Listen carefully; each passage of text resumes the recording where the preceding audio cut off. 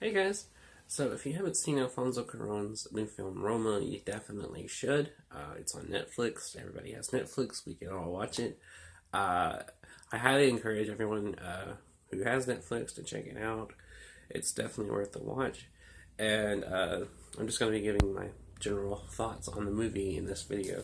So, first of all, for those who don't know, Alfonso Cuarón is a Spanish filmmaker who has done a very wide variety of work. His movies are eclectic in tone, style, genre. Um, some of his previous movies were Children of Men, Harry Potter and the Prisoner of Azkaban, um, a Spanish movie called Into Mama Tambien, which is one of my favorite comedies. Um, Gravity. Uh, he did an adaptation of A Little Princess in the '90s, and he also did a modern day set adaptation of Great Expectations.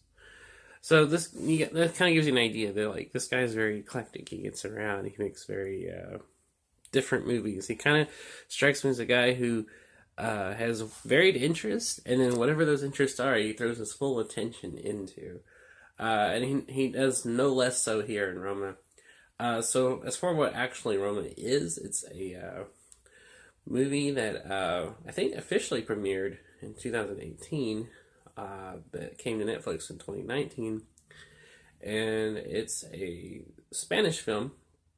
He filmed it in Mexico City in the actual titular neighborhood of Roma, which is actually a residential part of Mexico City.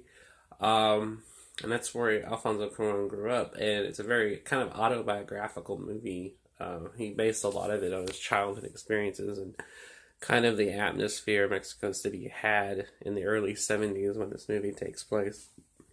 So it's a Spanish film. It's black and white, um, and rather than having like a traditional three-act structure, it's more just kind of a slice of life. Um, I don't want to say plotless movie, but it doesn't adhere to like a strict storyline. It kind of just follows these characters around as they go from one part of their lives to the other, and these kind of like scenes that naturally like flow into each other. And that's how this movie's structure is like set up. Um, uh, it's very good. Like the premise of the movie is I should talk about the actual characters and stuff. Is it's about um, it's about this young woman. She is a maid for a kind of a more upper middle class family. Her name is Cleo. And Cleo is, kind of like the woman that takes care of the house and gets the kids ready for school and, you know, fixes the meals for everybody and, and she's part of this family. Like, they don't just treat her like some kind of servant. She's kind of thought of and welcomed as one of the family themselves. Like, they consider her just as much part of this family as the kid or the matriarch. And and it's not only about her; it's about the family too. It's about the other characters. Um, this is a bit of a spoiler, but it happens early, so I don't feel too bad. But early on in the movie, the father in the family leaves his wife and his kids for a lover that he had secretly been having this affair with, and decides to finally just take off with her. And so a lot of the movie is the matriarch of the family having to deal with this, having to kind of just abruptly be a single mom trying to take care of these kids and um, work a full-time job and see what's best for them. And and it's hard on her. I mean, as it would be for anyone. Um, she has all this going on. And also, one of the main elements of this movie is Cleo meets a guy who knocks her up and then just takes off himself. So now she's scared. She's alone. She's pregnant. She's trying to work for this family while pregnant.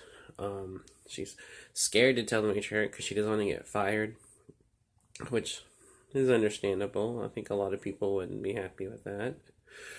But instead of firing her or even like judging her, the matriarch totally understands. She's like, "It's okay. You're always welcome here. I'll never fire you." That kind of thing.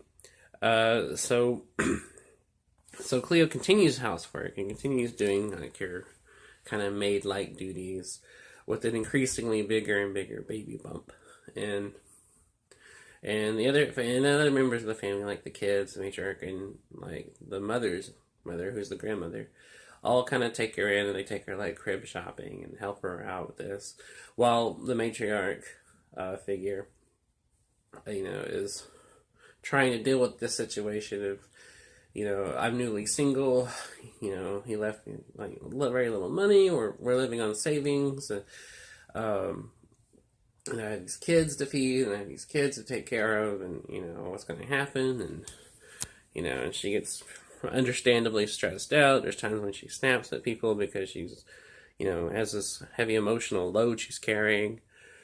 And it's good. It's just about people coping. It's about kind of these real life things that happen to people, and these real life kind of situations that could happen to anyone.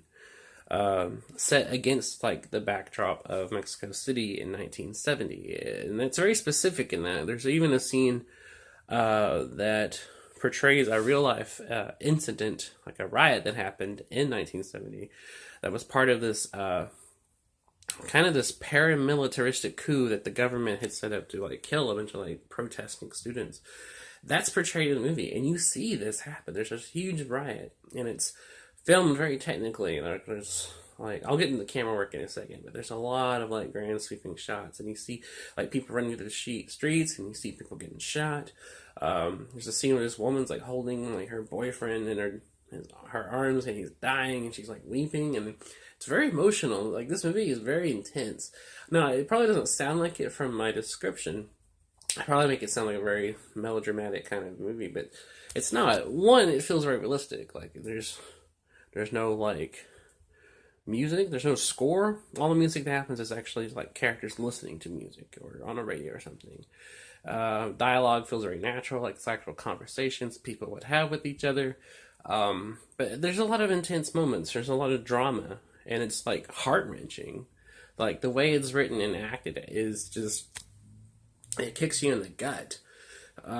There's a scene towards the end where I'm not going to give away anything, but two of the kids are in a very dangerous situation, and they might die, and Cleo has to save them, and like her doing so is filmed in this long continuous shot that goes on and on and on, and the tension is just building the entire time, and you're like, oh my god, is she gonna like make it, or is she gonna save them, are they gonna die, like what's gonna happen?